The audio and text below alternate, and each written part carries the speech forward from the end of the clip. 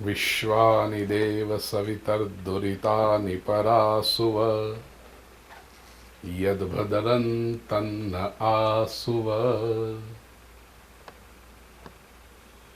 आत्मीय स्वजनों, भगवद गीता की विषाद से आरंभ कर कर मोक्ष तक की यात्रा श्री कृष्ण के संग आज एक अत्यंत महत्वपूर्ण अध्याय पर हम पहुंचे हैं।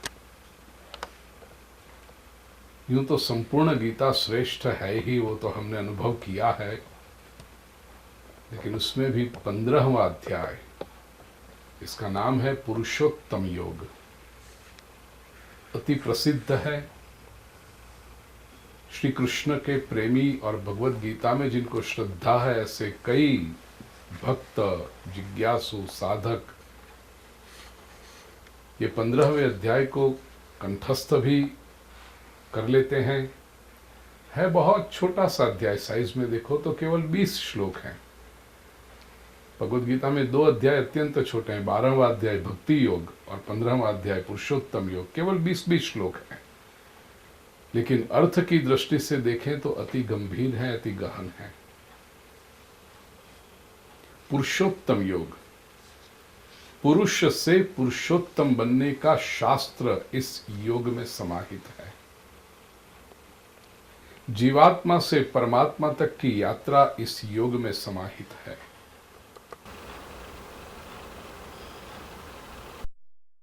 शिखर ये 15वें अध्याय में दृष्टिगोचर होता है।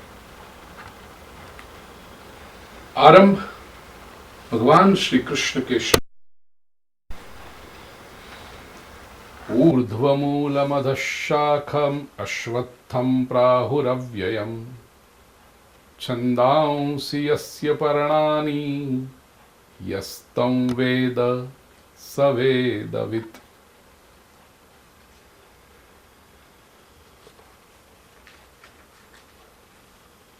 एक प्रतीक के द्वारा परमात्मा यह 15वें अध्याय का आरंभ करते हैं। श्लोक का अर्थ अनुवाद में आपके सामने प्रकट करूं। प्रिय स्वजनों, विजुअलाइज करना, इसको एक दृश्य आपकी आंखों के सामने निर्माण करना।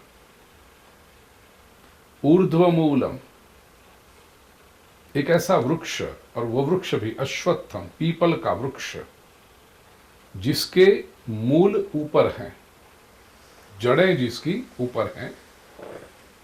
अधः शाखम, डालियां नीचे हैं। अश्वत्थम, पीपल का वृक्ष। प्राहुः अव्ययम, अविनाशी ऐसा कहा गया है। छंदांसि यस्य पर्णानि, छंद अर्थात वेद जिसके पर्ण हैं, जिसके पत्ते हैं, लीव्स हैं। यस तम वेद, यह तम वेद स वेदवित्, जो इसको जानता है वही जानकार है, वही विद्वान है, वही ज्ञानी है। अधश्च ऊर्ध्वम प्रसृतास्तस्य शाखा, उसकी डालियां, शाखाएं, अधः नीचे, च ऊर्ध्वम ऊपर फैली हुई हैं। प्रसृतः विस्तरित है, प्रसारित है, प्रसरित है। गुण प्रवृद्धा विषय प्रवालाः, विषय रूपी प्रवाल है जो 3 गुणों से दृढ़ हुए हैं। अधश्च मूलानि अनुसंततानि, मूल भी नीचे की ओर जा रहे हैं। और कर्मानुबंधीनि मनुष्य लोके, ये जो है मनुष्य लोक में कर्म के बंधन निर्माण करते हैं। प्रिय स्वजनों, इस प्रतीक को थोड़ा समझें। कुछ लोगों ने लिटरल ऐसे चित्र बनाए, जिनकी जड़ें, ऐसा वृक्ष पीपल का बनाया जिसकी जड़ें ऊपर थी, डालियां नीचे थी, पत्ते सब फैले हुए थे, और वेद के पत्ते हैं तो उसके ऊपर ओम आदि अक्षर भी चित्रित कर दिए। ये क्या है? ये संसार वृक्ष है। नाम भी और किसी वृक्ष का न रखते हुए अश्वत्थ रखा। इसके पीछे भी अर्थ है। चाहते तो कोई भी वृक्ष रख सकते थे, आम, नीम, बरगद, कोई भी रख सकते थे, नहीं, पीपल ही रखा। पीपल के लिए संस्कृत में शब्द है अश्वत्थ। संस्कृत व्याकरण की दृष्टि से समास विग्रह करके यदि इसका अर्थ करो तो संसार का सबसे पहला और महत्वपूर्ण लक्षण इससे प्रकट होता है। अश्वत्थ। श्व का अर्थ है कल, टुमारो। थ, श्वत्थ। थ का अर्थ रहने वाला, स्थिर। श्वत्थ अर्थात जो कल रहने वाला है, कल रहेगा। और अ लगा, अ नकार के लिए होता है, अ नेगेटिव अर्थ कर देता है। अश्वत्थ इसका अर्थ है इसका कल रहना निश्चित नहीं है, जिसकी कल निश्चित नहीं, यही संसार है। संसार नित्य परिवर्तनशील है। संसार जैसा आज है वैसा कल रहने वाला नहीं है, इसलिए अश्वत्थ ये संसार वृक्ष है। ऊर्ध्वमूल है, जड़ें ऊपर हैं। ऊपर का अर्थ ब्रह्म। ये जो संसार वृक्ष अपना पोषण प्राप्त करता है, नरिशमेंट लेता है, वो ब्रह्म से लेता है। ब्रह्म के सिवा संसार का अस्तित्व संभव नहीं है और फैलता है नीचे। ब्रह्म से प्रकट हुआ, ब्रह्म से अलग हुआ जीवात्मा संसार में आता है और नीचे की जितने संसार में फैलते जाओगे, जितने संसार में व्यस्त होते जाओगे, इतने नीचे की ओर आते जाओगे। You will be drawn towards your baser instincts. इसलिए जो डालियां फैलती है ऊपर से पोषण लेकर के, ब्रह्म से पोषण लेकर के फैलता है नीचे की ओर। संसार का प्रत्येक जीवात्मा अपनी शक्ति तो प्राप्त करता है ब्रह्म से, because Brahma is the only and exhaustible source of energy. लेकिन ये ऊर्जा का प्रयोग कहां होता है?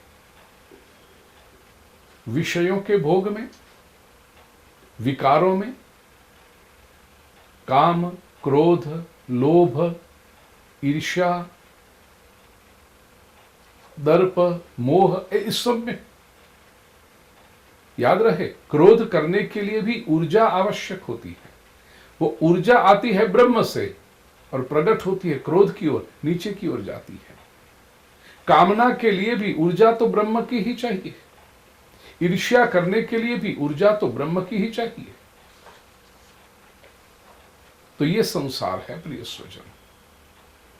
ऊपर से ब्रह्म से ऊर्जा लेता है और नीचे की ओर प्रसारित कर देता है, फैलते जाती है। इस संसार वृक्ष से अब ये जिसने जान लिया, यस्तम वेद सवेदवित्, तय करो। शक्ति तो परमात्मा देता है। परमात्मा की दी हुई शक्ति का उपयोग करके जीवन में अधःपतित होना है या ऊर्ध्वगामी बनना है। जो ऊर्जा आप क्रोध में, ईर्ष्या में, जगत का तिरस्कार करने में, द्वेष करने में व्यय कर देते हो, वही ऊर्जा का यदि सदुपयोग करते तो ऊपर की ओर जा सकते थे। क्रोध को क्षमा में परिवर्तित कर सकते हैं, ईर्ष्या को स्नेह में परिवर्तित कर सकते हैं, द्वेष को करुणा में परिवर्तित कर सकते हैं। और ये यदि जो ऊर्जा दुर्गुणों में, विकारों में परिवर्तित होकर के हमें नीचे की ओर घसीट कर ले जाती है, उसी ऊर्जा को सद्गुणों में परिवर्तित करके जीवात्मा विकास करके परमात्मा की ओर गति कर सकता है। इस सिद्धांत को जिसने जान लिया, अब दूसरी बार तुम्हें क्रोध आएगा, तुम सोचोगे ऊर्जा तो यही है, क्यों नीचे की ओर जाएं? शक्ति तो वही व्यय होती है। और सभी को पता है, विकारों में जब ऊर्जा का व्यय होता है, खर्च होता है, तो व्यक्ति एग्जॉस्टेड फील होता है। अभी तक मुझे संसार में कोई भी एक व्यक्ति ऐसा नहीं मिला जो कहे गुरुजी आधा घंटा गुस्सा किया और क्या मजा आ गया, माइंड फ्रेश हो गया गुस्सा करके। नहीं होगा वो। क्रोध करके व्यक्ति स्वयं पहले तड़पता है, दूसरे को बाद में। उसके आसपास में इतनी नेगेटिव ऊर्जा वो डाल देता है, कोई भी विकार में व्यक्ति। संसार के इस रहस्य को, जो ऊपर की जड़ें हैं, नीचे की डालियां हैं, इस प्रतीक को समझे। और यस्तम वेद सवेदवित, इसको जो जानता है अर्थात केवल शब्दों से नहीं, जीवन के आचरण में जागृति पूर्वक इसको रखता है और अपने जीवन में क्रांतिकारी परिवर्तन करता है, वही ज्ञानी है। यस्तम वेद सवेदवित। और ये पूरी प्रक्रिया कैसे, यही शास्त्र है प्रिय स्वजनों, पुरुष से पुरुषोत्तम बनने का। जन्म तो सभी का समान होता है, लेकिन जन्म लेकर के हमें जो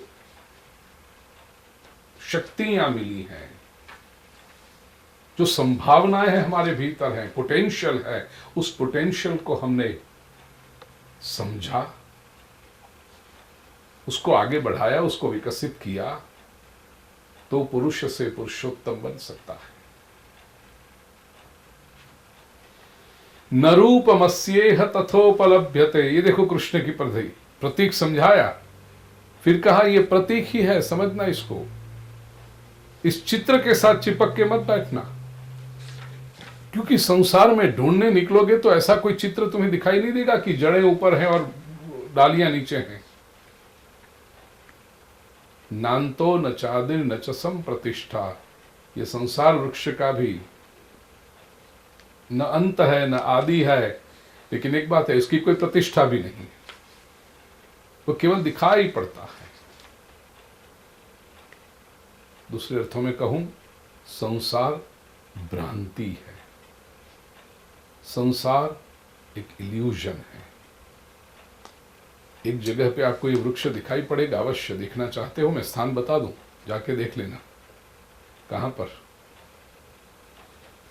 आपके आसपास कहीं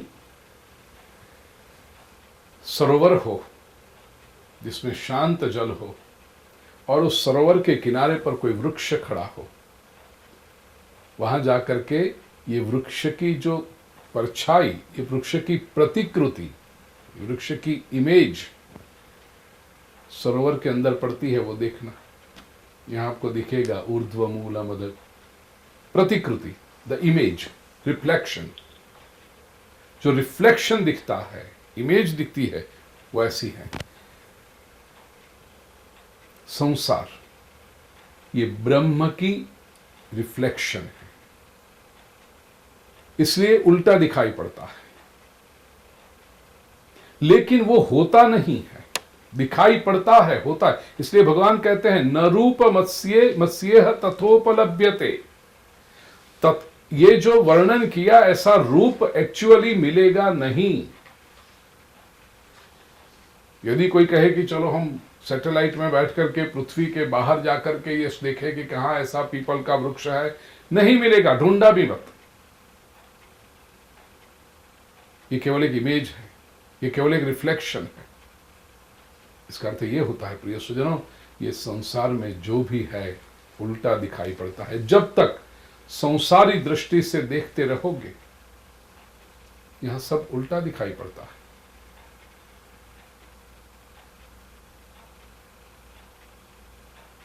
सीधा तो एक ब्रह्म है, सीधा तो एक टेढ़ी टांग वाला कन्हैया है।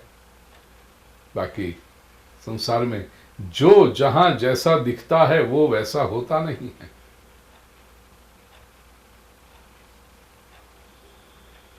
माया है, सब एक इनविजिबल मोहरे पहन के घूम रहे हैं संसार में। थोड़ा सा सामीप्य आ जाए, थोड़ा सा परिचय बढ़ जाए, थोड़ा सा समय साथ में बिता लो, तो व्यक्ति के भीतर के जो रियलिटीज़ हैं, उसके विकार हैं, वो सब प्रकट होने लगते हैं। कई बार मैंने कथाओं में दृष्टांत दिया है, आपने सुना होगा प्रिय सुजनों, कहीं कोई पार्टी में मिल जाओ, कहीं कोई सामाजिक फंक्शन में मिल जाओ, तो सब इतने प्रसन्न, इतने अच्छे अच्छे, वो हाउ आर यू, हो कैसे, ऐसे लगता है वो जैसे बरसों बरसों से इसको अब हमारे मिलन की अभिलाषा थी। और 5 मिनट मिलने के बाद या तो पीठ घूमने के बाद जो शुरू हो जाता है। क्या ये सामाजिक फंक्शन में सब लोग दिखते हैं इतने प्रसन्न हैं सब निजी जीवन में? एक एक के घर, दूसरे के घर में जाकर देखने की आवश्यकता क्या है? स्वयं अपने घर में झांक कर देख लो। बाहर जब जाते हो, लोगों के सामने जब जाते हो, कैसे सुंदर सुंदर मोहरे पहन के, मैंने सुना है कुछ लोग मोहरा लगा करके पार्टी में बुलाते हैं। ऐसी पार्टी का कोई थीम ऐसा होता है, वो मोहरा लेके जाना। मजाक में मैं कहता हूँ, ऐसे भी तो मोहरा लेकर ही जाते हो, पार्टी में कहाँ अपना चेहरा लेकर जाते हो? समाज के सामने जाते हो, मोहरा पहन के ही तो जाते हो। कहाँ शुद्ध रूप से जैसे हो वैसे व्यक्त होते हो? और जो जैसा है वैसा व्यक्त होने लगा, समझ लो इसने विकास कर लिया। क्योंकि सद्गुण होंगे वही प्रकट करने की इच्छा होगी, विकार तो छुपाने की इच्छा होगी। विकार कोई थोड़ी जाके प्रकट करेगा। न रूपमस्येह तथोपलब्ध, ये संसार में वो जैसा सचमुच में है वैसा तो दिखने मिलता ही नहीं है। संसार जैसा है, संसार के मूल स्वरूप के दर्शन करने के लिए, संसार के असली स्वरूप को देखने के लिए भी एक दृष्टि प्राप्त करनी होती। दृष्टा बन के, वेदांत जिसको कहता है साक्षी बन के दूर से देखना पड़ता है, तब संसार के लोगों का, संसार की गतिविधियों का, घटना का मूल स्वरूप प्रकट होने लगता है। तो इसको करो क्या फिर? अश्वत्थमेनम सुविरूढ़ मूलम, है बहुत, उसकी जड़ें बहुत जमी हुई है, इसलिए इसको बदलना भी कठिन है। लोग स्वयं कई बार तो स्वीकार करते हैं ना कि स्वभाव प्रयास तो बहुत कर रहे हैं, प्रामाणिकता से प्रयास कर रहे हैं, लेकिन स्वभाव बदलने में बहुत सफलता प्राप्त नहीं होती। ये जड़ें डाला हुआ संसार है, विकार की जड़ें मजबूत की गई हैं। तो आप क्या करो? असंग शस्त्रेण दृढ़ेन छित्त्वा, दृढ़ असंग रूपी शस्त्र से इस संसार का छेदन करो। असंग, अनअटैचमेंट, चिपको मत, सेफ डिस्टेंस। असंग, एक दृष्टांत मैंने कथा में कई बार दिया, मेरा प्रिय दृष्टांत है। और कई बात ऐसी जीवन में होती है ना, जो हम आचरण करते करते सुंदर परिणाम पाते हैं। एक युवक एक संत के पास गया और कहा कि गुरुदेव, मुझे संसार में आनंद चाहिए, शांति चाहिए, कैसे मिलेगी? पास में एक नारियल पड़ा था, उठाकर संत ने दिया। उस युवक से कहा, फोड़ इस नारियल को। उसने कहा, इतनी सरल बात है, ये नारियल फोड़ने से संसार में शांति और आनंद प्राप्त हो जाएंगे? महात्मा ने कहा, हाँ। युवक ने कहा, बड़ा सरल है, अभी कर दूं। ऐसे करके नारियल को फोड़ने के लिए हाथ ऊपर किया। महात्मा ने कहा, रुक जा, शर्त यह है कि नारियल बाहर का कवच टूट जाए, लेकिन भीतर का जो खोपरा है, कोकोनट है, वो टूटना नहीं चाहिए। ऐसे फोड़।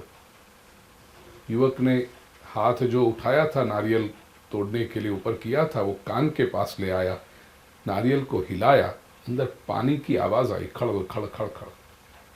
युवक ने कहा कि गुरुदेव, ये नहीं होगा। क्यों? ये हरा नारियल है, तोड़ूंगा, पटकूंगा इसको तो बाहर का कवच टूट जाएगा, लेकिन अंदर का नारियल भी टूट जाएगा, क्योंकि अंदर का नारियल वो कवच के साथ चिपका हुआ है। गुरुदेव कहते, अच्छा रहने दे, फिर मत तोड़।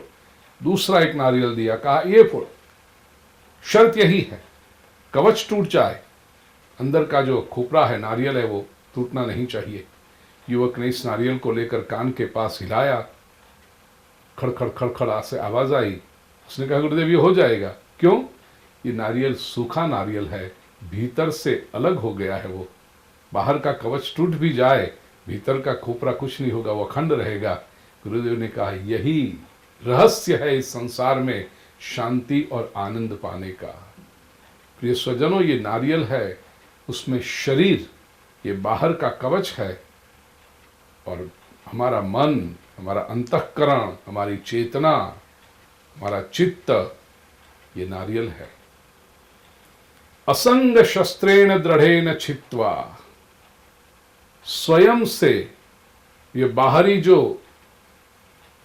व्यापार है, प्रपंच है, उससे अपने को अलग कर लो, ताकि बाहर की दुनिया में घटनाएं घटती रहे, कवच टूटते रहें, आप अखंड रहोगे।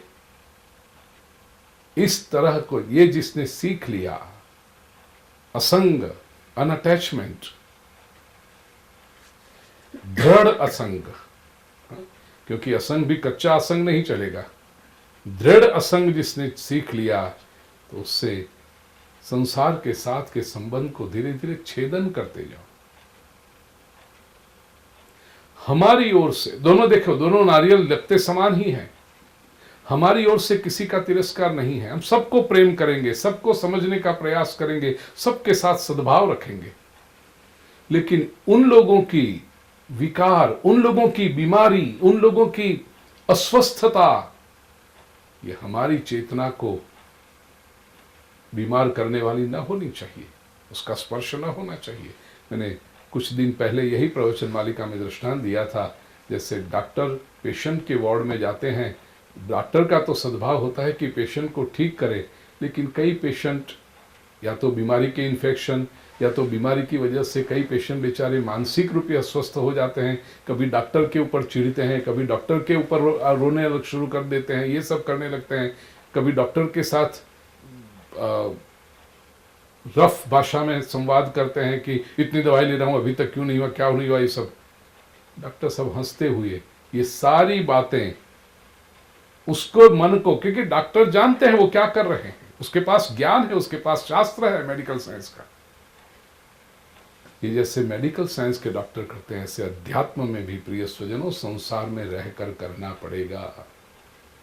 अपने अंतःकरण को शुद्ध करते हुए बाहर के लोगों की इन्फ्लुएंस से, असर से आपके चित्त को बार बार चोट न पहुंचे, क्योंकि आध्यात्मिक व्यक्ति संवेदनशील तो होता ही है, और आवश्यक नहीं कि संसार, जो भी संसार का अर्थ आप अपने अपने स्तर पर समझ लेना प्रिय स्वजनों।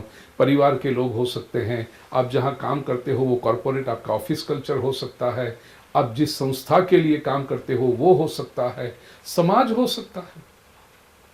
जिस स्तर पर प्रत्येक व्यक्ति चिंतन करके अपने जीवन को ये शास्त्र कैसे स्पर्श कर सके उस पर निर्णय करे और आचरण करे। तो ये बाहर के लोगों की बीमारियां हमारे चित्त को अस्वस्थ न करे, इसलिए असंग रूपी शस्त्र, दृढ़ शस्त्र भगवान कहते हैं, उससे छित्वा। फिर ततः देन पतम तत्परिमार्गितव्यम यस्मिन् गता न निवर्तन्ति भूयः। उसके बाद ये भूमि का निर्माण होने के बाद तत्पदम मार्गितव्यम, उस पद पर चलने का आरंभ करना है, उस पद पर साधना की यात्रा करनी है। यस्मिन् गता न निवर्तन्ति भूयः, जिस पद पर जाकर, जिस मार्ग पर जाकर गए हुए लोग वापस नहीं आते, ये मोक्ष का मार्ग है। ऐसी प्रगति करनी है कि उसमें रिट्रीव न करना पड़े। संसार में प्रिय स्वजनों चाहे कितनी भी प्रगति करोगे, it is not guaranteed that it is irretrievable. संसार में समझो किसी ने संपत्ति कमा ली, अच्छी बात है, आपका पुरुषार्थ है, प्रभु की कृपा है, संपत्ति कमाई, लेकिन संपत्ति एक बार कमाई तो ऐसा नहीं है कि अब रहेगी ही। थोड़ी सी महंगाई बढ़ जाए, थोड़ा सा इन्फ्लेशन बढ़ जाए, थोड़ा सा, तो व्यक्ति को डरने लगने लगता है कि ये जो संपत्ति कमाई थी वो कम होने लगी, ये होने कीर्ति कमाई, प्रतिष्ठा कमाई, सत्ता कमाई, लोगों की वाहवाही कमाई, कुछ भी संसार में कुछ भी कमाया प्रिय स्वजनों, इरिट्रीवेबल नहीं है। वो जो मार्ग में हम प्रगत हुए, आगे बढ़े, लेकिन कई बार ऐसा होता है 2 कदम आगे बढ़ के 3 कदम पीछे भी आना पड़ता है, सावधानी रखनी पड़ती है। अध्यात्म मार्ग की प्रगति ऐसी है प्रिय स्वजनों, ततः पदम तत्परिमार्गितव्यम यस्मिन गता न निवर्तन्ति भूय। उसमें आपने जो भी प्रगति की वो परमानेंट प्रगति होती है, उसमें रिट्रीव करना नहीं पड़ता मार्ग। अध्यात्म में कभी इन्फ्लेशन नहीं आता, अध्यात्म की मार्केट में कभी रिसेशन नहीं आती, अध्यात्म की मार्केट में कभी कानून नहीं बदलते, कभी कभी पॉलिसी बदल जाए तो तकलीफ पड़ जाती है। यहाँ अध्यात्म में कुछ है ही नहीं, एक बार प्रगति की अर्थात वो परमानेंट है। तत्पदम, जहां पर यस्मिन गता न निवर्तन्ति भूयः तमेव चाद्यम पुरुषम प्रपद्ये, वही संकल्प होना चाहिए, आद्यम पुरुषम प्रपद्ये, व आदि पुरुष परमात्मा की शरण में हम जा। प्रपत्ति का अर्थ ही है शरण में जाना, उसकी शरण में जाते हैं। यतः प्रवृत्ति प्रसृता पुराणी, जहां से ये सारी प्रवृत्ति फैली हुई है उसकी शरण में न जाए, वो मूल आदि पुरुष की शरण में न जाए। और फिर निर्माण मोहा जित संग दोष अध्यात्म नित्या विनिवृत्त कामः द्वंद्वैर्विमुक्तः सुख दुःख संज्ञैः गच्छन्त्यमूढ़ः पदमव्ययं तत्।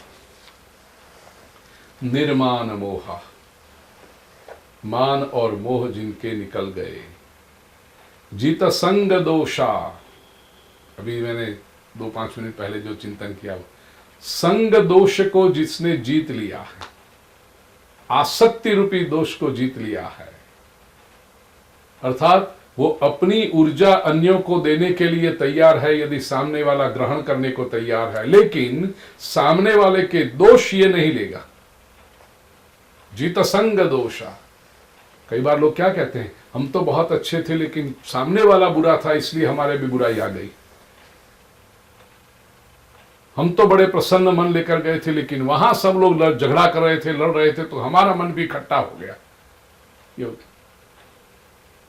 दूसरे सब कुछ कर रहे थे तो हम बिगड़ गए, ये नहीं चलेगा।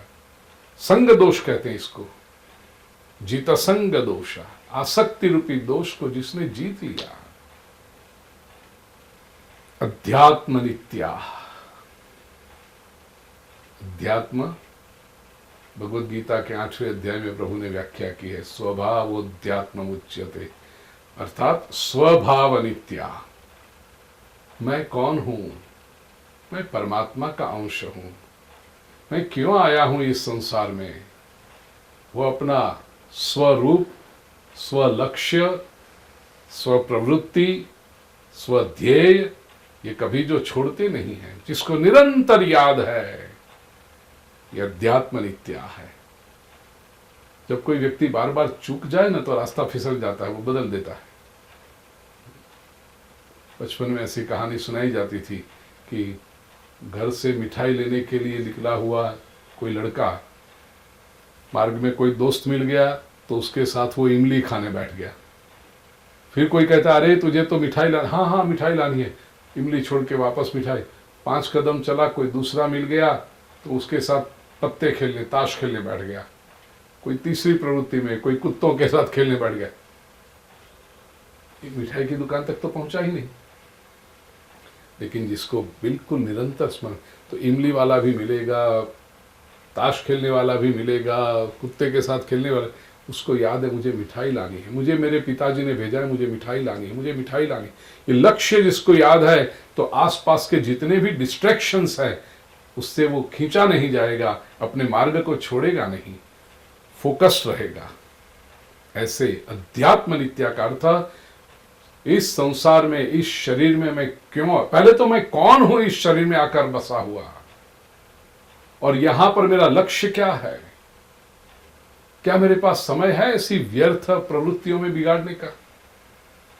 क्या मेरे पास इतना समय है कि मैं विकारों का ग्रसित करके, लोग कहते हैं ना, मूड खराब हो गया फिर 4 घंटे बिगड़ गए, इसके साथ झगड़ा कर लिया 2 दिन बिगड़ गए, ऐसे 2 दिन है मेरे पास? कि किसी के साथ एकदम क्षुद्र प्रवृत्ति में इनसिग्निफिकेंट रीजन के लिए गुस्सा करके, द्वेष करके, ईर्ष्या करके या कुछ भी करके मैं अपना समय बिगाड़ता चलूं जीवन का? तुरंत प्रिय स्वजनों, जैसे वो कोई है जरा सा भी पानी उसके ऊपर, पंछी के ऊपर जैसे पानी गिरे तो पंछी कैसे ऐसे पंछी करके बिखेर देता है, ऐसे कोई भी ऐसी विकृति, कोई विकार संसार का आए, क्योंकि हम स्वयं को कंट्रोल कर सकते हैं, आसपास के सबको तो कंट्रोल नहीं कर सकते। जैसे ही आए एकदम वो पंछी जैसे अपने पंखों को कर देता है, वो उड़ा करके अपने परमात्मा के मार्ग पर, अपनी साधना के मार्ग पर, अपने जीवन के लक्ष्य पर जो स्थिर गति से चलता है, यही अध्यात्म नित्या है। अध्यात्म नित्या का अर्थ ही नहीं कि पूरे दिन 24 घंटे हाथ में माला का जप करते होंगे, वो अच्छे लोग, मैं विरोध नहीं करता उनका। अध्यात्म नित्या का अर्थ ये नहीं कि 24 घंटे पुस्तक लेकर बैठा रहे। अध्यात्म नित्या का अर्थ ये नहीं कि 24 घंटे मंदिर में बैठा रहे। अध्यात्म नित्या का अर्थ है स्वभाव। अध्यात्म स्वभाव, तो स्वभाव अपना लक्ष्य जो चूकता नहीं है, निरंतर कंसिस्टेंटली उस पे ऊपर चलता है। विनिवृत्त कामः, कामः डिजायर्स, निवृत्त कामः जिसकी कामनाएं रिटायर हो गई, निवृत्त हो गई, चली गई। और आगे और एक विशेषण लगा, विनिवृत्त कामा, विशेष रूपण से जिसकी गई। देखिए, कामना निवृत्त तो समय के साथ भी हो जाती है। 25 साल की उम्र में जो कामना थी वो 65 साल में नहीं रहेगी, स्वाभाविक है, क्योंकि इंद्रियों की शक्ति चली गई। 25 साल की उम्र में आपको कड़क कचौरी, क्या कचौरी कड़क होती है, वो कड़क कचौरी खाने की इच्छा थी, 65 साल में दांत ही नहीं रहे तो कामना नहीं रहेगी कचौरी की।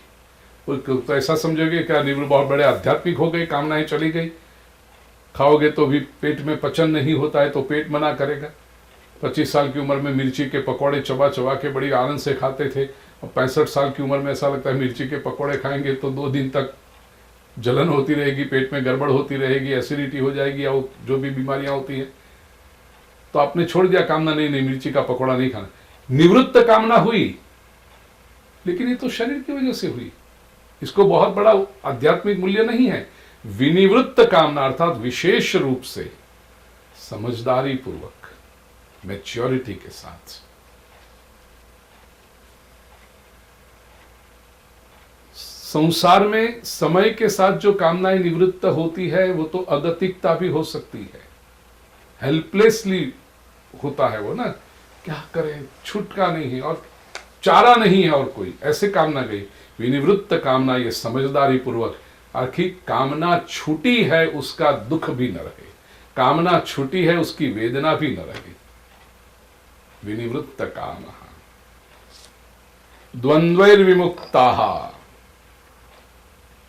डायलेक्टिक्स, बार बार भगवान ने कहा है द्वंद्वैर्विमुक्ताः, सुख दुख, यश अपयश, जय पराजय, स्तुति निंदा, ये सारे मान अपमान, ये सारे द्वंद्वों से मुक्त। उसमें भी देखिए वी यहां पर भी लगाया, विशेष रूपेण मुक्ता। सुख दुख संज्ञैर्हि द्वंद्वैर्हि मुक्ता विमुक्ता।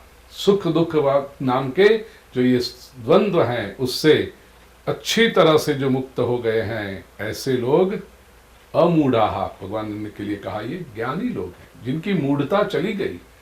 इसका अर्थ ये सब में जो फंसे हुए वो भगवान कहना चाहते हैं कि वो सब मूढ़ हैं। अमूढ़ाः अव्ययम पदम तत् अव्ययम पदम गच्छन्ति, वे लोग इस अविनाशी पद की ओर यात्रा करते हैं, पाते हैं, पहुंचते हैं वहां पर। और वो अविनाशी पद कैसा है? न तद्भासयते सूर्यो न शशांको न पावकः। प्रकाश के 3 स्रोत हैं प्रिय स्वजन, सूर्य, चंद्र और अग्नि। ये जो अविनाशी पद है, ये जो परम पद है, उसको न सूर्य प्रकाशित करता है, न चंद्र प्रकाशित करता है, न अग्नि प्रकाशित करता है। न तद भासयते सूर्यो न शशांको न पावक। कैसे सूर्य चंद्र संसार को प्रकाशित करे, लेकिन सूर्य चंद्र जिसकी आंखें हैं, ऐसे वो परम पद को कैसे प्रकाशित कर सकते हैं? याद है ना, भगवत गीता के 11वें अध्याय में विश्वरूप दर्शन का वर्णन करते समय 19वें श्लोक में वर्णन किया, शशि सूर्य नेत्र। भगवान क्या है? ये भगवान का जो दिव्य स्वरूप है, कॉस्मिक विजन है, उसमें शशि सूर्य नेत्र। शशि चंद्र, सूर्य सूर्य सूर्य और चंद्र तो भगवान की आंखें हैं, भगवान के नेत्र हैं। अब चंद्र और सूर्य जिस भगवान के नेत्र हैं, उस भगवान को चंद्र और सूर्य कैसे प्रकाशित कर पाएंगे? हम अपने नेत्रों से समग्र विश्व को देखते हैं, लेकिन इन नेत्रों से हम अपने नेत्रों को नहीं देख सकते। You can not see your eyes with your own eyes. हाँ, दर्पण में देखो, वो तो रिफ्लेक्शन देखते हो, इमेज देखते हो, नेत्र कहाँ देखें? तो भगवान का ये जो परम धाम है, वह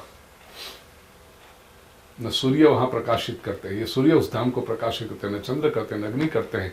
यद गत्वा न निवर्तन्ते, जहां जाकर के वापस आना नहीं है, ऐसा तद्धाम परमम मम। भगवान श्री कृष्ण कहते हैं वो मेरा परम धाम है, सुप्रीम अबोर्ड, ये मेरा परम धाम है। ये वर्णन सुन के समझो कि जीवात्मा सोचने लगे, प्रभु ये सब इतनी श्रेष्ठ बातें हैं, तो हमारी तो यहाँ कोई गिनती नहीं है। वी द मॉर्टल्स, हम जो जीवात्मा न जाने कहाँ फंसे पड़े हैं। भगवान श्री कृष्ण कहते हैं ये मायूसी की बातें मत कर, दुर्बल मन की बातें मत कर, कृष्ण का भक्त है तू। और भगवान श्री कृष्ण भगवत गीता में जो उपदेश करते हैं, पॉजिटिविटी प्रदान करते हैं, उत्साह चैतन्य देते हैं। भगवान कहते हैं ममैवांशो जीवलोके जीवभूत सनातनः।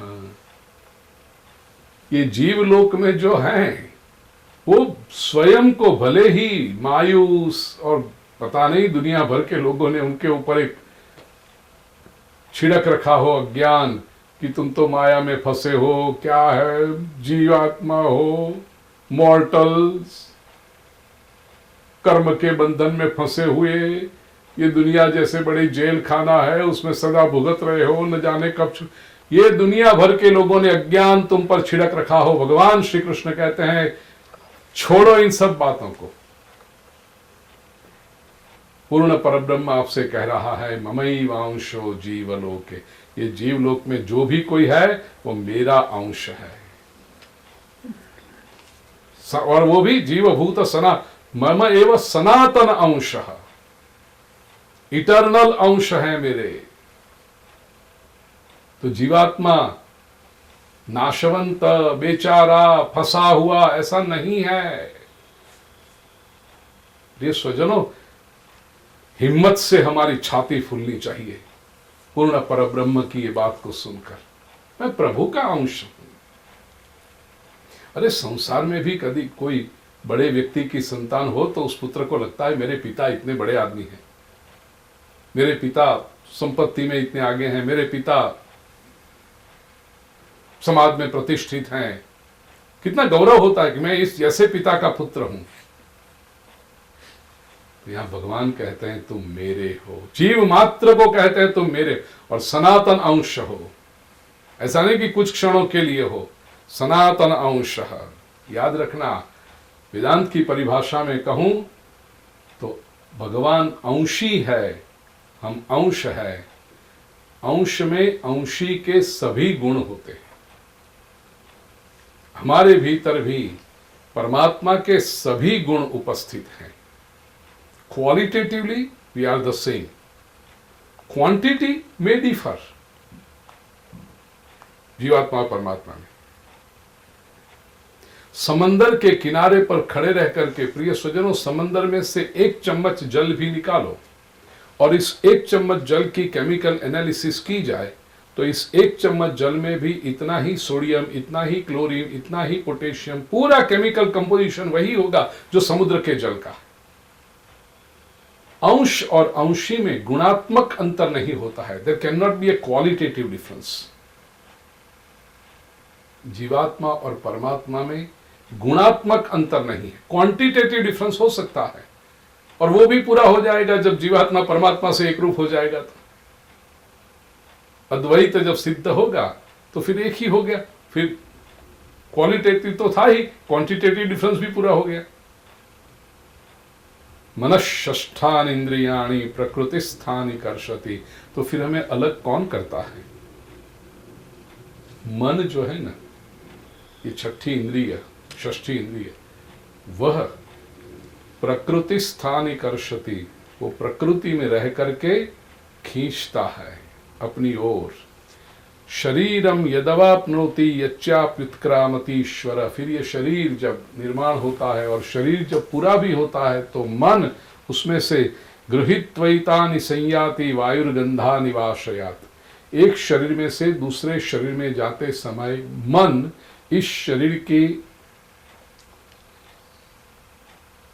इनबिल्ट प्रोग्राम को, चित्त की स्मृतियों को, इम्प्रिंट्स को, और अधिक शास्त्रीय शब्द प्रयोग करूं, संस्कारों को, कंडीशनिंग को, इम्प्रिंट्स को ले करके दूसरे शरीर में जाता है। कैसे? वायुर्गंधा निवासयात, वायु आशयात गंधानि इव।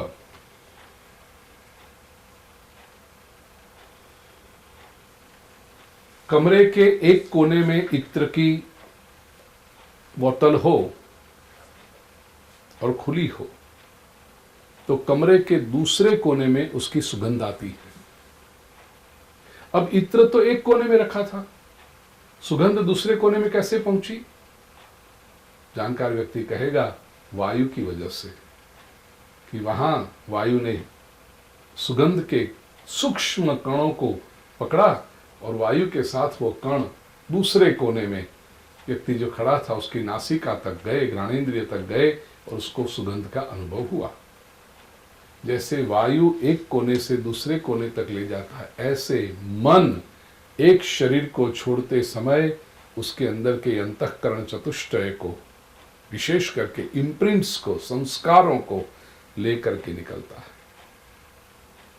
फिर दूसरे शरीर में जब जाता है तब श्रोत्रम चक्षुस्पर्शनं च रसनं घ्राणमेव च अधिष्ठाय, ये सब इंद्रियां दूसरे शरीर में लेकर के श्रोत्र कान, चक्षु आंख, स्पर्शनम चमड़ी त्वगिंद्रिय टच, रसनम टेस्ट और घ्राण स्मेल, ये सभी इंद्रियों को वापस अधिष्ठाय उसका आधार लेकर के मन फिर विषयान उपसेवते, पिछले जो संस्कार मन में थे, इम्प्रिंट्स मन में थी, उसमें जो भी अधूरी इच्छाएं थी वो सारी फिर से इच्छाएं जागृत होती हैं, कामनाएं जागृत होती हैं और फिर वो नए शरीर में फिर कामनाओं का उपभोग शुरू करता है, विषयों का उपभोग शुरू करता है।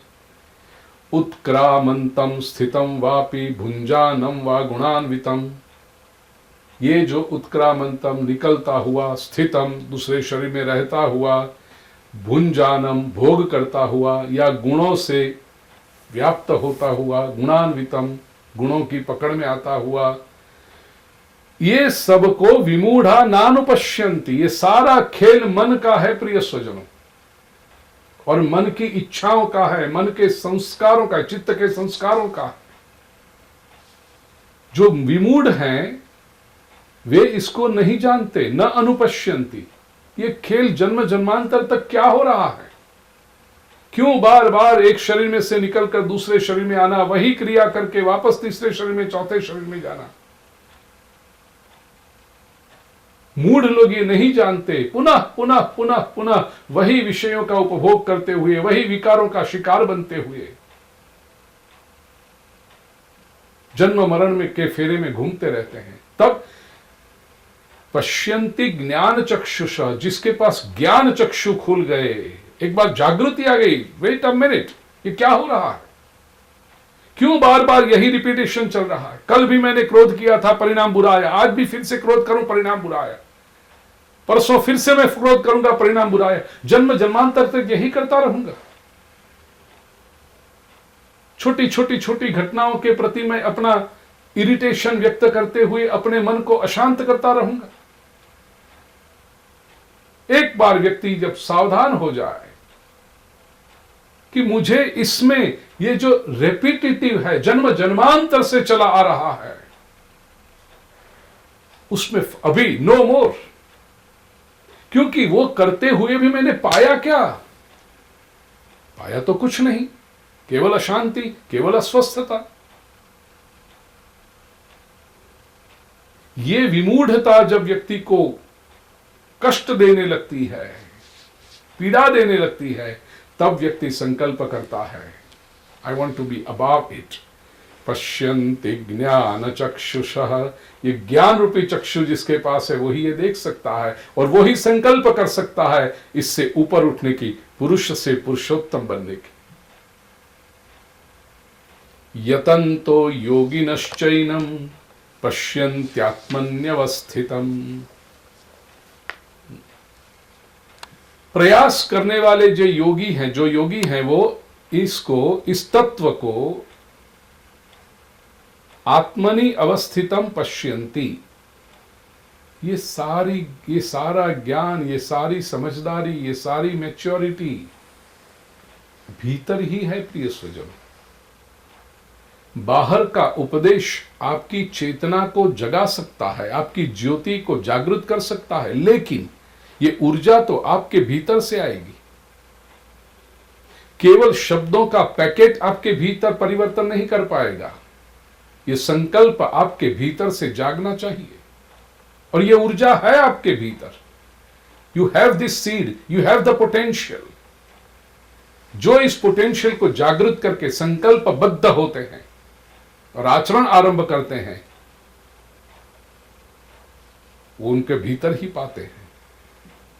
यतन्तोप्यकृतात्मानो नैनम पश्यन्त्य चेतसः,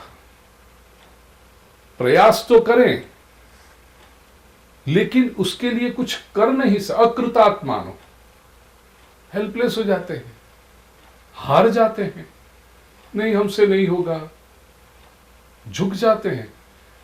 ऐसे लोग जो अकृतात्मा है वो नैनम पश्यन्त्य, तो अचेतस लोग हैं, अज्ञानी लोग हैं, अजागृत लोग हैं। चित्त चेत का अर्थ जागृति भी होता है, अजागृत लोग हैं, वो इसको देख नहीं सकते। ये बात ऐसे देखो तो इतनी स्पष्ट है, परिणाम मिलता है, लेकिन जो अज्ञानी लोग हैं, बेहोश लोग हैं, इसको नहीं देख सकते।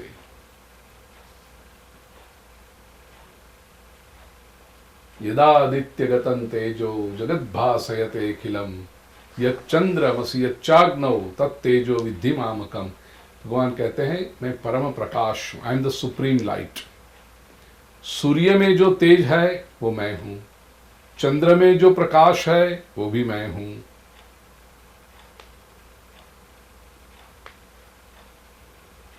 पूरे विश्व को जो प्रकाशित करता है, तत्तेजो विद्धि मामकम, वो तेज, वो ज्ञान का प्रकाश मेरा ही है, ऐसा समझ। गामाविश्य च भूतानि धारयाम्यहमोजसा। पृथ्वी में प्रवेश, गाम पृथ्वी तत्व में प्रवेश करके, अर्थात फिजिकल फॉर्म्स लेकर के मैं ये प्राणी मात्र को अपने ओजस, अपने तेज से धारण करता हूं। I hold them.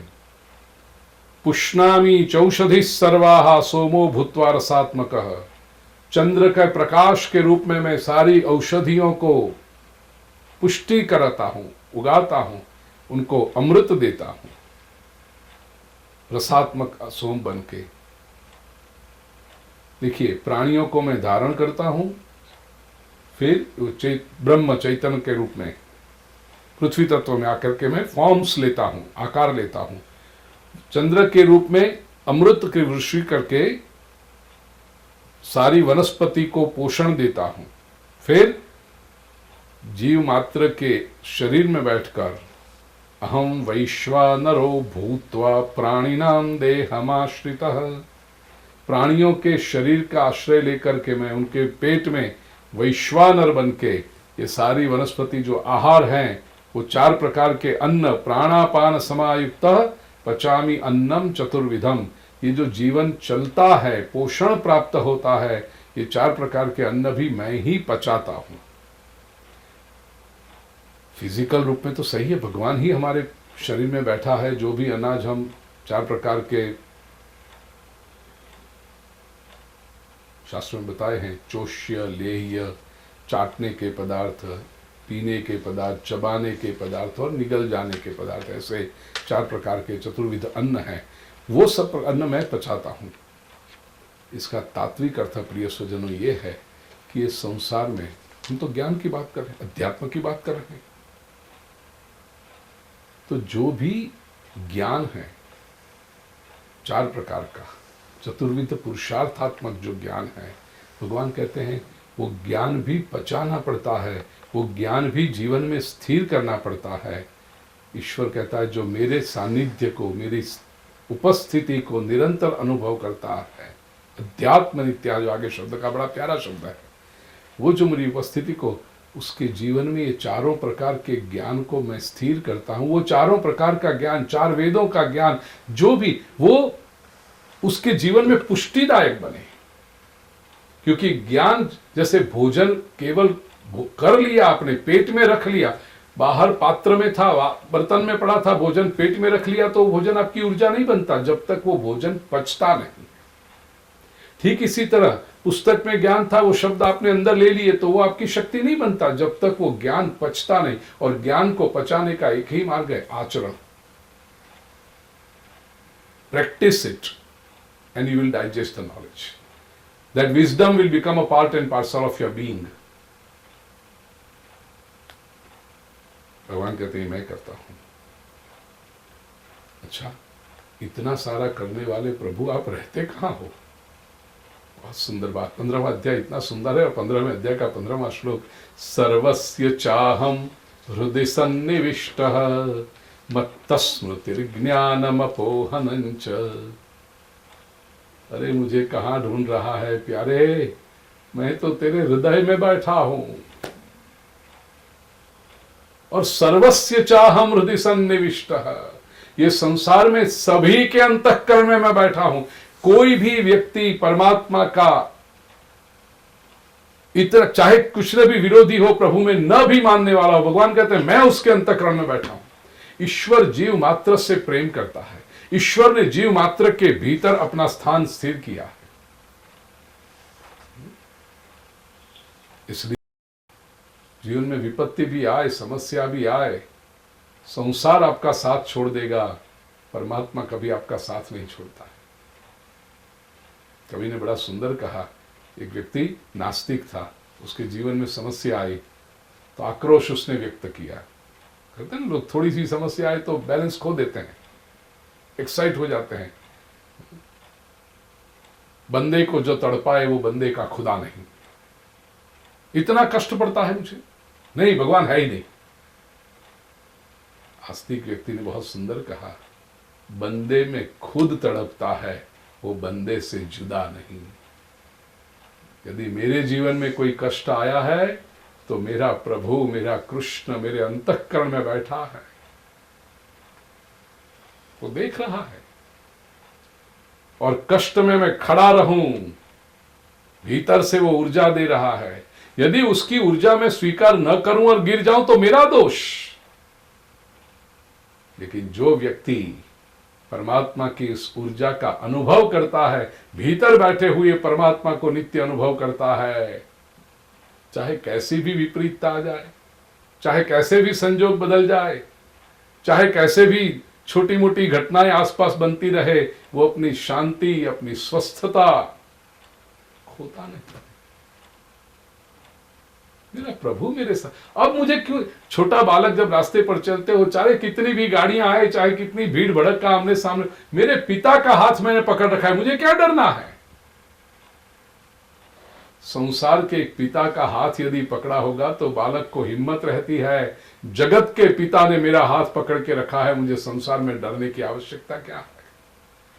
सर्वस्य चाहम हृदय सन्निविष्टो मत्त स्मृति ज्ञानम अपोहनंच। भगवान कहते हैं ये संसार में जो भी होता है, स्मृति, ज्ञान, इतना ही नहीं, अपोहन, अपोहन अर्थात विस्मृति, वो भी मेरी वजह से भगवान कहते हैं। ये भी बड़ा आनंद आता है। कई बार प्रवचन करते करते कुछ विषय, कुछ श्लोक के शब्द या तो कोई कोटेशन, किसी लेखक, मैं हमेशा प्रयास करता हूँ किसी का कोटेशन यदि किसी के बात से ली हुई बात तो मैं नाम के साथ उनका क्रेडिट करूं, उनका संदर्भ, उनका स्मरण करूं। कई बार भूल भी जाते हैं तो स्वीकार कर लेता हूं, कन्हैया याद नहीं करा रहा है इस समय, बात याद आ गई लेकिन किसकी है वो याद नहीं आ रहा है। तो मत्त स्मृति ज्ञानम अपोहन, ये सब मेरी वजह से हो रहा है। वेदैश्च सर्वैरहमेव विद्यो, भगवान कहते हैं सारे वेदों से सारा जो ज्ञान जानने जैसा तो मैं ही हूं, अहम एव विद्यः। वेदांत कृत वेद विदेव चाहम, वेदांत कृत, वेद के अंत अर्थात उपनिषदों का करने वाला वो भी मैं हूं, और वेदविद, विद्वान भी, वेद को जानने वाला भी मैं ही हूं। प्रिय स्वजनों, भगवान श्री कृष्ण देखिए पुरुषोत्तम तत्व की विभावना करते हुए 16वें श्लोक से कहते हैं, द्वाविमौ पुरुषौ लोके क्षरः च अक्षर एव च। इस संसार में दो प्रकार के पुरुष माने गए हैं, दो प्रकार की सत्ताएं मानी गई हैं, क्षर और अक्षर। क्षर का अर्थ है नाशवंत, अक्षर का अर्थ है जो जिसका विनाश नहीं होता, अविनाशी। ऐसे दो पुरुष। क्षर सर्वाणि भूतानि, ये जो जीव मात्र हैं वो सब क्षर हैं, नाशवंत है। क्यों? क्योंकि उनका जन्म है, मृत्यु भी निश्चित है, दे आर डिस्ट्रक्टिबल। कूटस्थोक्षर उच्यते, लेकिन उसमें जो आत्मा है वह अक्षर उच्यते। कूटस्थ, सुनार की जो हथियार मैंने इसी सीरीज में दृष्टांत दिया था, सुन लेना। तो वो जो कूटस्थ है वो अक्षर, वो आत्मा है जिसका नाश नहीं होता। शरीर नाशवंत है और शरीर के अंदर जो आत्मा है वो अविनाशी है। उत्तम पुरुषस्त्वन्यः परमात्मेत्युदारत। ध्यान से सुनिएगा, संसार में दो दिखाई पड़ते हैं, क्षर और अक्षर। नाशवंत शरीर प्रकृति, अविनाशी आत्मा पुरुष। उत्तम पुरुष जो है वो तो अन्य है, वो अलग ही है, जिसे परमात्मा इति उदाहृतः, उसे परमात्मा ऐसे कहा जाता है। तो वो क्षर और अक्षर से अलग है उत्तम पुरुष। यो लोकत्रयमाविश्य बिभर्त्यव्यय ईश्वरः, जो तीनों लोगों में रहता है, बिभर्ती, उसको उसमें घूमता भी रहता है, उसको आधार भी देता है, उसको पोषण भी देता है, और वो अविनाशी है। वो ईश्वर, ईश्वर का अर्थ है स्वामी, ईश का अर्थ है स्वामी, वर, श्रेष्ठ, वो श्रेष्ठ स्वामी है।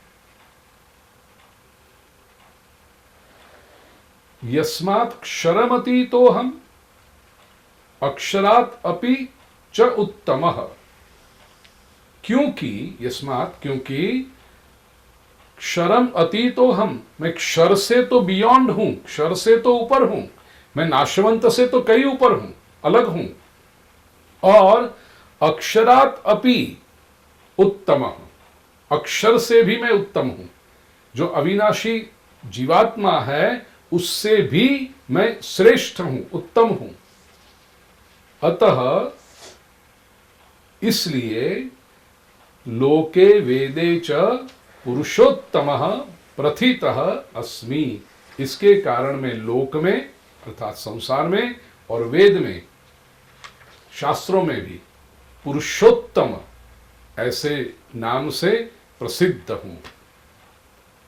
यो मामेवम सम्मूढ़ो जानाति पुरुषोत्तम, जो असम्मूढ़ व्यक्ति, जो ज्ञानी व्यक्ति, जो बुद्धिमान व्यक्ति मुझे इस तरह पुरुषोत्तम ऐसे जानता है, स सर्वविद भजति माम सर्वभावेन भारत, वो सभी तरह से मेरी भक्ति करता है, सर्वभाव से मेरी भक्ति करता है। ठीक से समझ लीजिए, प्रकृति पुरुष, संसार जीवात्मा और परमात्मा इन दोनों से पर है, इसलिए पुरुषोत्तम कहा जाता है। तीन तत्व हुए, प्रकृति, पुरुष और पुरुषोत्तम। तो पुरुषोत्तम क्या करता है? पुरुषोत्तम ये पुरुष और प्रकृति का संयोग कराता है, संसार की लीला चलाता है। दूसरे शब्दों में कहूं तो जीव, जगत और जगदीश का ये ज्ञान है। पुरुष इंडिविजुअल सेल्फ, जीवात्मा ये जीव है, प्रकृति ये जगत है, और जीव और जगत का संबंध कराने वाला जगदीश ये पुरुषोत्तम है। ये जिसने समझ लिया, ये जिसके मन में स्पष्ट हो गया, चिंतन करना पड़ेगा, समझना पड़ेगा, भीतर उतरना पड़ेगा, निरीक्षण करके उसके ऊपर मनन करना पड़ेगा। तब ये जब चित्र स्पष्ट होता है, भगवान कहते हैं वो पूर्ण भाव से फिर मेरी भक्ति करता है। इति गुह्यतमं शास्त्रम इदमुक्तम मया नघ। ये जो है गुह्यतम शास्त्र है, this is the most secret of the sciences. हे अनघ, हे निष्पाप अर्जुन, मैंने तुझे ये बताया। एतद् बुद्ध्वा बुद्धिमान स्यात्, इस ज्ञान को जान करके बुद्धिमान जो व्यक्ति है वह कृतकृत्यश्च भारत। अर्जुन वो कृतकृत्य हो जाता है। He has achieved everything. इसकी जीवन यात्रा, उसकी साधना सफल हो जाती है, पूर्ण हो जाती है। यही पुरुषोत्तम योग है। एक अभिप्राय ऐसा है प्रिय स्वजनों, 15वें अध्याय के 20वें श्लोक में जो प्रभु ने कहा, इति गुह्यतमं शास्त्रम इदम उक्तम मया नघ। हे निष्पाप अर्जुन, ये जो सबसे रहस्यमय शास्त्र था मैंने तुझे बता लिया। इति, इसका एक अर्थ ये हुआ, कुछ भाष्यकार, कुछ विचारक कहते हैं कि भगवत गीता यहां पर विराम हो जाती है। 16, 17 और 18 ये जो 3 अध्याय है ना, वो उपसंहारात्मक अध्याय है। It's like annexures. ग्रंथ यदि आप पढ़ते होंगे, शास्त्र के ग्रंथ पढ़ते होंगे, किसी भी साइंस का, साइकोलॉजी पढ़ते हो, मेडिकल साइंस पढ़ते हो, इकोनॉमिक्स पढ़ते हो, कोई भी शास्त्र पढ़ते होंगे, तो ग्रंथ में वर्णन आता है the main body of the book of the science. फिर उसमें कुछ तत्व ऐसे होते हैं जो उस समय वर्णन नहीं हो पाया, तो उसको फिर एनेक्शर में डिटेल में समझाते हैं।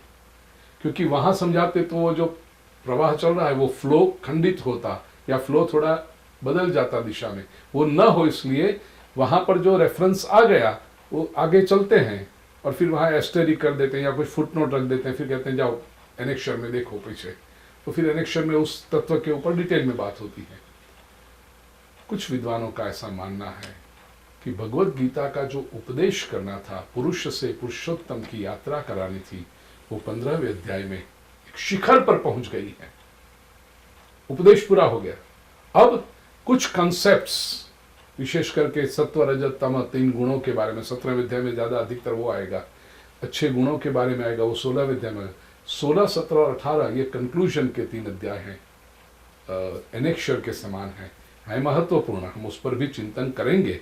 लेकिन एक अभिप्राय जो विद्वानों का है मैंने आपके सामने प्रकट किया। पुरुष जब पुरुषोत्तम को प्राप्त हो गया, अब क्या ज्ञान बाकी रह गया, अब क्या जानना बाकी रह गया? तो वो श्रेष्ठता तक तो अर्जुन को पहुंचा दिया प्रभु ने। इसलिए प्रभु की ओर से यहां कहते हैं इति गुह्यतमं शास्त्रम, जो शास्त्र मोस्ट सीक्रेट ऑफ द जो कहना था साइंस, वो मैंने तुझे बता दिया अर्जुन। और इसलिए इतना जिसने जान लिया वो कृतकृत्य हो गया। यही तो अंतिम होता है ना, कृतकृत्यता के बाद बाकी क्या बचा? तो कृतकृत्यश्च भारत, ऐसा कह के प्रभु 15वें अध्याय को विराम देते हैं।